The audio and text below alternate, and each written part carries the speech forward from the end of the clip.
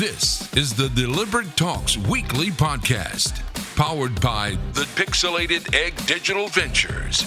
Tune in every week to learn something new about digital marketing and entrepreneurship. And now, over to the voice of your host, Dakshin Adyanthaya. Enjoy the show. And welcome to a new week and a new episode with a new guest. And this is your host, Dakshin Adyanthaya, in the virtual studios of the Deliberate Talks podcast today. And with our guest, Dr. Egypt. Hello, Egypt. How are you doing? I'm well, Dakshin. How are you today? I'm doing fantastic. Thank you so much. Dr. Egypt is a multi-passionate, non-linear thinker. She loves doing so many things. But she's 40 and she still doesn't know what she wants to become when she grows up. And that's the most fascinating point I want to start the conversation with.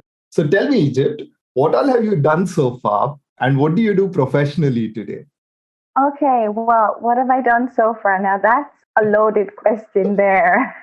But I'll try and keep things simple for the sake of the listeners. So my journey's been in some ways rather straightforward. In other ways, on more of an internal level, has been more convoluted. So, I went through the standard school training. I studied in the UK up until university level. I studied there. I got qualified as a medical doctor. So I got my bachelor's in medicine and surgery. And I went on to also do a master's in science, biomedical science.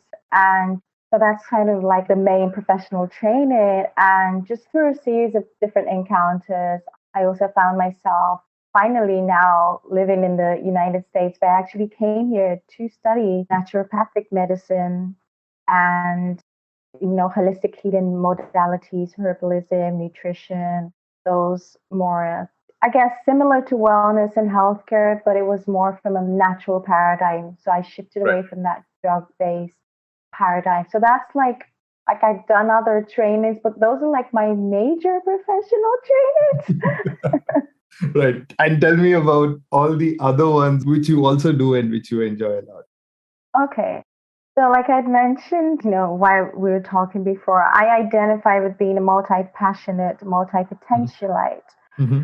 And in effect, what that means is that I resonate deeply with many passions. And I refuse to kind of box my life under labels, even though I do have professional labels based on my background and my training.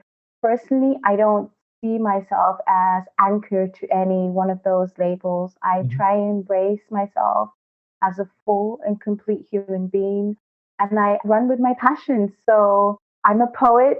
I love poetry. I write poetry. I read poetry. I've been healed and touched by poetry. And that's something that I've actively engaged in my poetic and artistic pursuits. So that's something that I also do.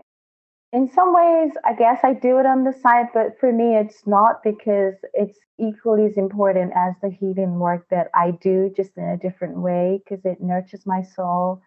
So I'm an artist like that. I love creative engagement. It keeps me balanced, keeps me whole. So that's some of the things that I do. I don't know how much more you want to know. I know the list is endless there, and that's fantastic. Right. Yeah. But, simplify this concept of multi-passionism or non-linear thinking life for me. How easy is it for us to live with multiple goals in life? Because a lot of people want to do a lot of things, but they can't, or they don't because of their daily jobs. But how easy is it to live a life with multiple goals? I think for me, in answering that question, a lot of things comes down to mindset. Like in many things in life, career, business, relationships, health, it comes down to mindset. And I feel like as, broadly as the societies or, we've been almost conditioned and programmed right from we were young. Most people, not everybody, to think that when you're young as a kid, people say, oh, what do you want to do when you grow up? What do you want to do when you grow up? And it's almost like they want this singular response that, I want to be a teacher or a writer or an artist or a doctor or what have you. It's this one thing. And we go through school with that notion of eventually we're going to follow the specialization path. We're going to only choose one thing. And most of us will do that one thing for the rest of our lives, basically. And I just think there's a lot of conditioning around that. It can be quite tricky for someone, especially when you're young and still trying to like discover yourself, still trying to explore different avenues.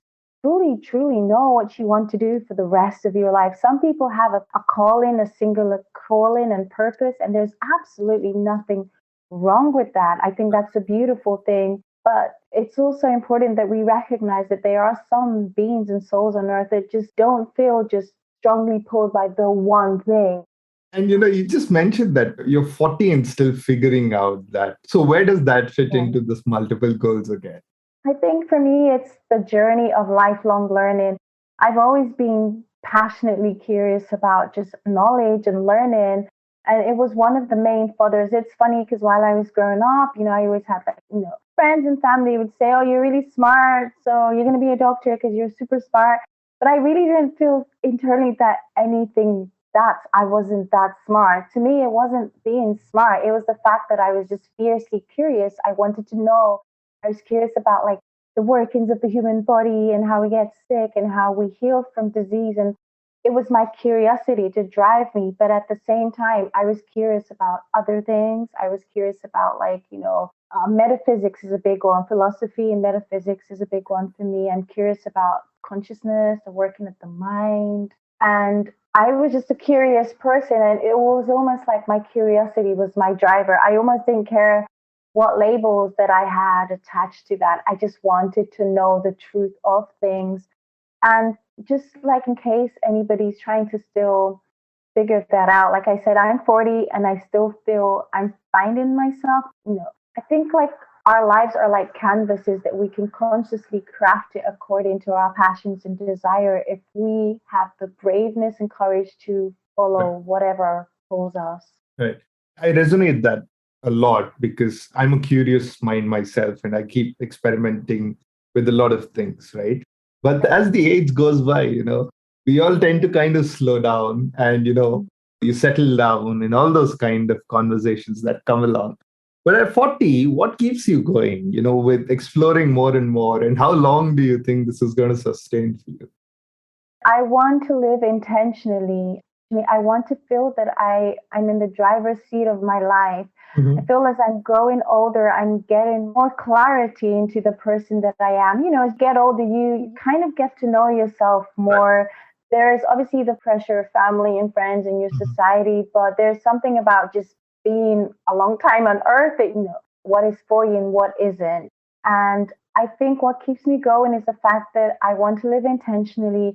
I don't want to feel like I get to the end of my life and I feel like I've lived according to everybody else's desires for my life, effects for my own life. I want to live true and authentic to myself. For me, truth, living in your truth and authenticity is very, very powerful. It energizes your spirit, your mind.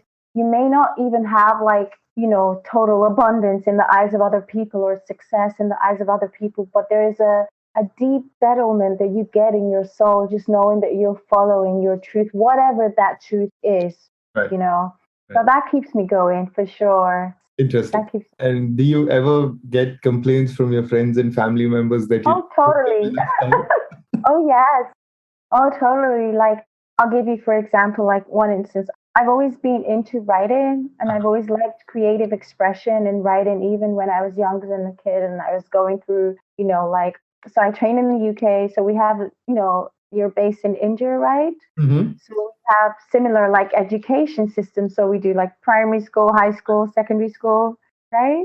Right. So I went through all that and I started to focus more on the sciences, but I'd always be writing on the side and I'd be writing aphorisms and epigrams and quotes and poetry. And sometimes I would read it to friends and families. Some people just didn't get it. They're like, you're training to do something else. You're in school. You're training to be a doctor. Why are you bothering with creativity? It's almost like some people expect people to have a one-track mind and they can't wrap their mind around that somebody could use their brain in both a scientifically applied manner and creative. Some people just didn't get that and they would be like, oh, don't waste your time with the poetry or only, if you want to pursue creative writing, why don't you go and do an MFA, Masters of Fine Arts, a creative writing degree?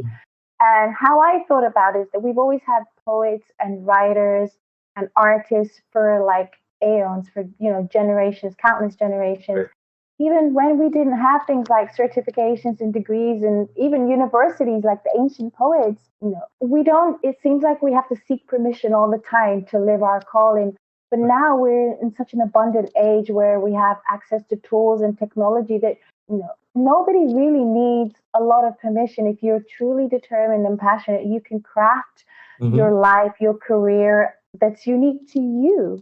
Absolutely, absolutely. And how fruitful has this journey been for you so far?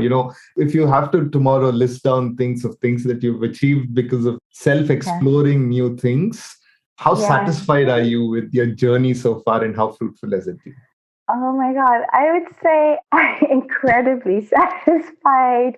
I feel there's a lot more unfolding to be done, but I've had opportunities that like I would not have envisaged. Like for one instance, like I've been published in a global art project, which is a book for fellow multi-passionates and non-linear thinkers. And it's like an exhibition in Amsterdam. It's an art exhibition of multi-passionate people. I've been interviewed on poetry podcasts, liaise more with artists, even within my own work, like I would say like my primary day job, if you like, because I'm a coach and I work with healing like that. Right. It's just I find it brings a richer picture to my life story. I can relate with people in so many different levels. I could be working with someone on self-care, and while we're talking about the physical side of it, I would bring in things like creative expression and following your purpose and your passion that could lead to contribute to your healing. So it's just given me a lot of dimension in my day job, creative pursuits, and it's just given me opportunity to liaise with much more creative, innovative entrepreneurs and thinkers like yourself, Dakshin. People that perhaps if I had followed just a straight conventional path of medicine, I would liaise mostly just with like colleagues and other people that are in that, work sector. So it's opened up a lot of opportunities and I'm really grateful for that. Fantastic. And do you have a visiting card today? And if yes, what does the designation mention in the visiting card? Oh, yes, I have several. So, and this is another thing that I would say, like a tip perhaps for somebody who identifies as as a multi-potential or multi-passionate person, is that, if you have several passions and you feel there's a way you can bring them all together that makes sense for you and makes sense when you're saying put in an elevator pitch together for somebody, if you can find a common thread, you can use that common thread as your self-designated title.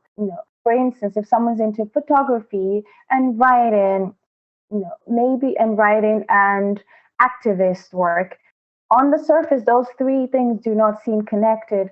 But then if you find that the underlying core of it is to maybe empower people or to be a voice of freedom to people with your photography, with your writing, with your activism, you can then present yourself as maybe advocate of freedom using multiple channels to express your work. So for me, that's one thing that I do with my healing work because I have trained in several healing modalities.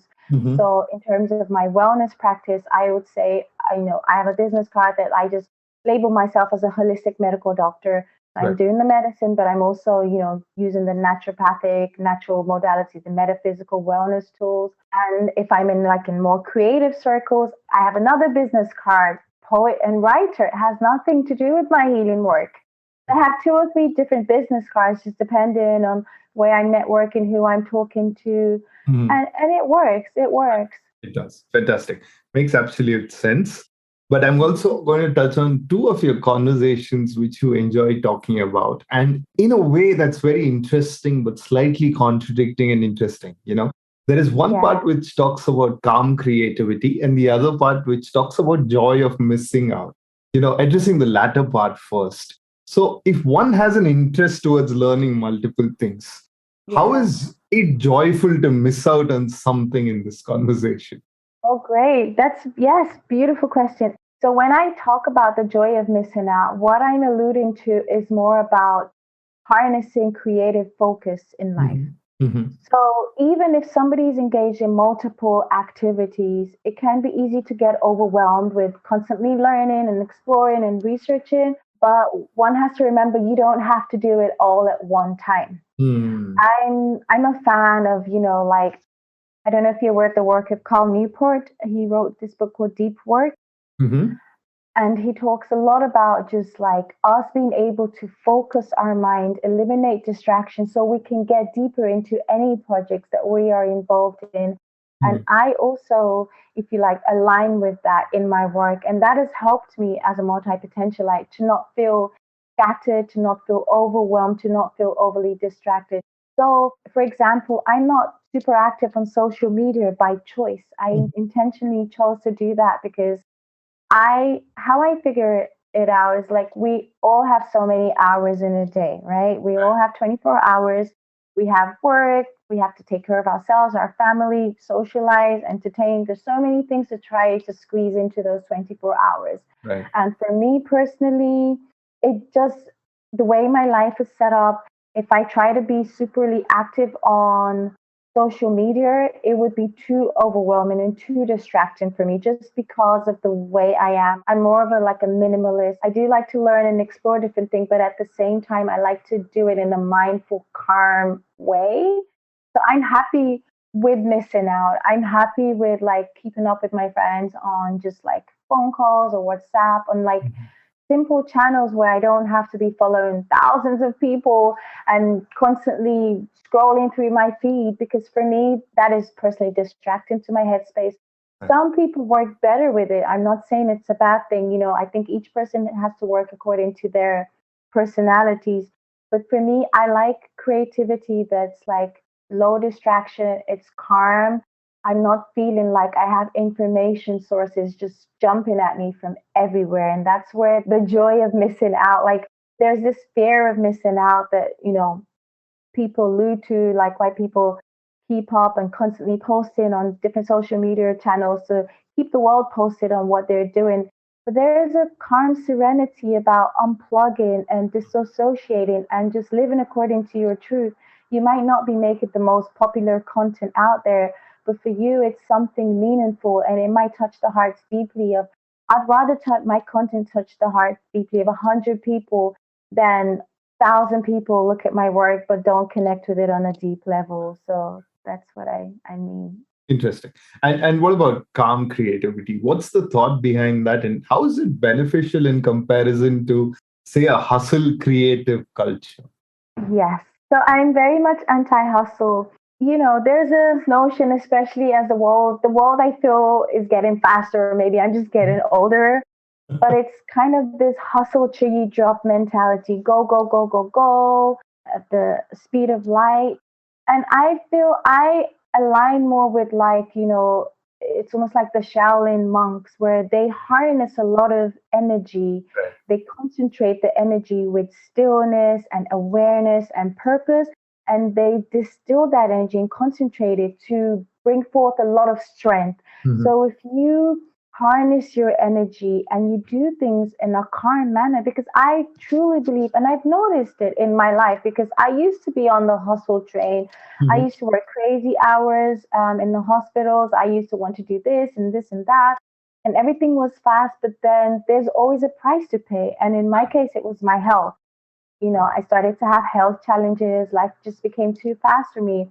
And I just noticed that you can get things done with calm focus, but a lot of times people are stepping into this hustle mindset or bandwagon and they're go, go, go. But it's almost like the focus is very fractionated. It's very distracted. It's like they're doing this and this and this and this and that and trying to keep up with everything. Sometimes it's better do a few things at a time, concentrate your energy, and then you bring a sense of calm and ease, and then you bring back that joy into life.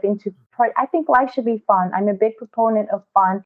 Even if you're an entrepreneur or you're trying to grow a business, you should do it with as much fun and calmness as possible, because really your business like everything you do is your life. You're exchanging the time of your life to grow that business. Do Mhm. you really want to exchange that for stress and hustle and disease in your body down the line? I don't think it's a worthy exchange. Mhm. Okay. And one important conversation, because now Yeah. if I want to keep doing multiple things, how do I focus on the finance part?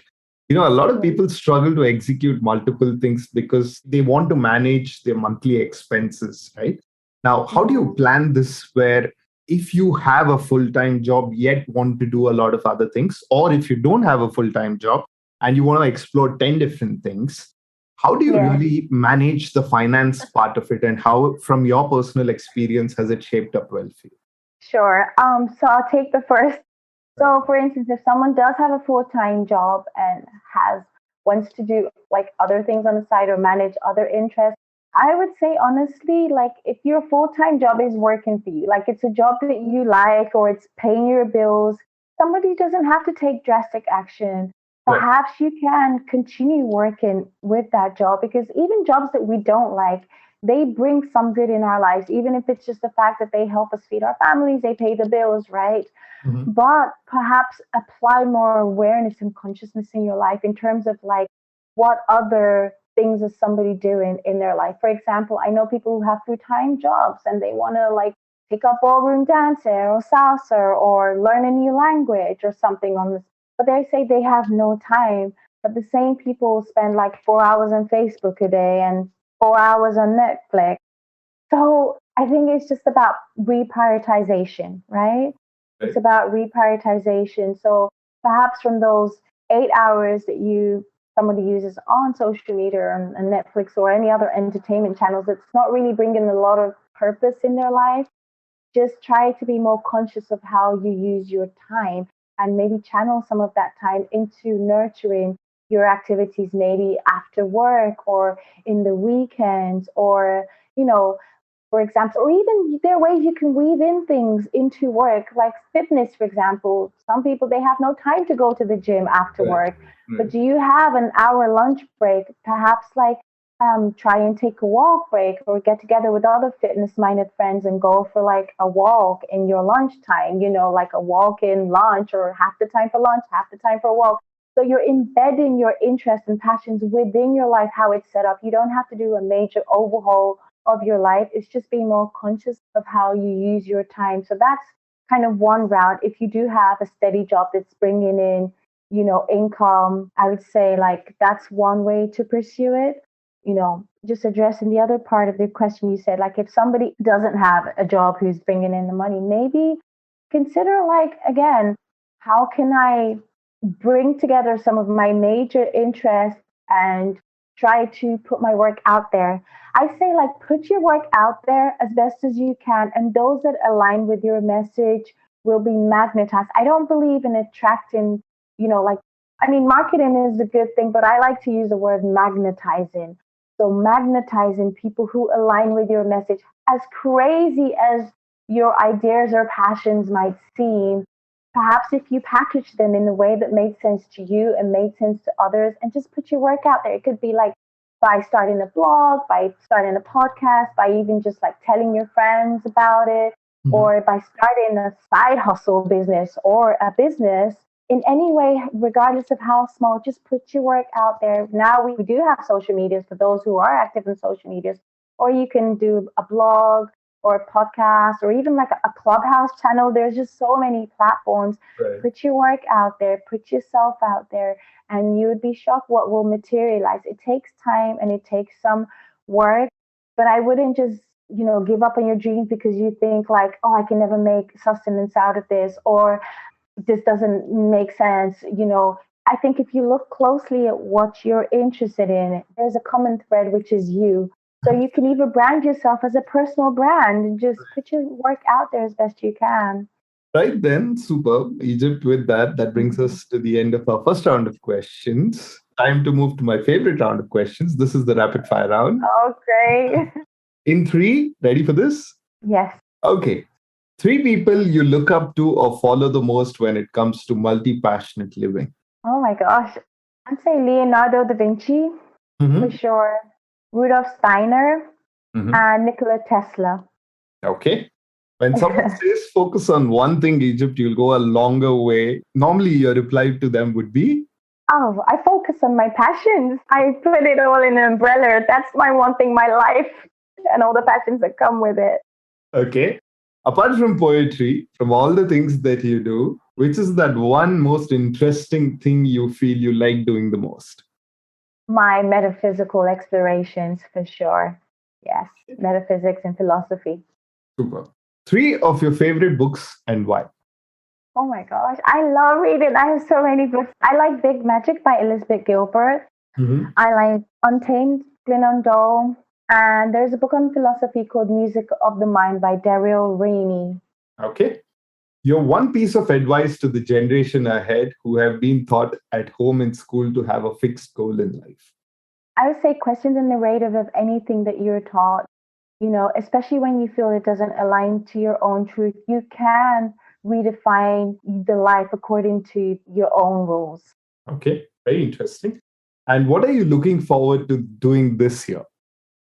I would say collaborating more with entrepreneurs, innovators, just thought leaders, sharing more of my message and my vision, and just more creative collaborations. That's like one big thing I would like to engage more in this year. Yes. Super. And are you going to explore a new interest or a hobby this year as well? Well, who knows what will turn up, what the universe will bring my way. For now, I'm just nurturing and deepening the ones I already have going, but I'm always open to learning, so I don't know. Okay. And finally, what are your 3 to 5 tips on how one can successfully and productively identify that they can live a multi-passionate life or are multi-potential in life? One would be, as ironic, would be to focus, and not focus in one area, but to focus on your passions. Try to not get distracted by the noise of other people, the noise of social media, the noise of the online life. Focus on your passions would be one. 2, stop apologizing and stop explaining yourself. Your passions are gifts. You don't need permission from anybody to nurture them, or just own the fact that you are multi-passionate. Once you own it, you bring a lot of power into that. 3, I would just say, just be open to lifelong learning. If you're multi-passionate, you probably are an open person already, but be open. You never know where your passions will take you. Right. So be open to that creative exploration.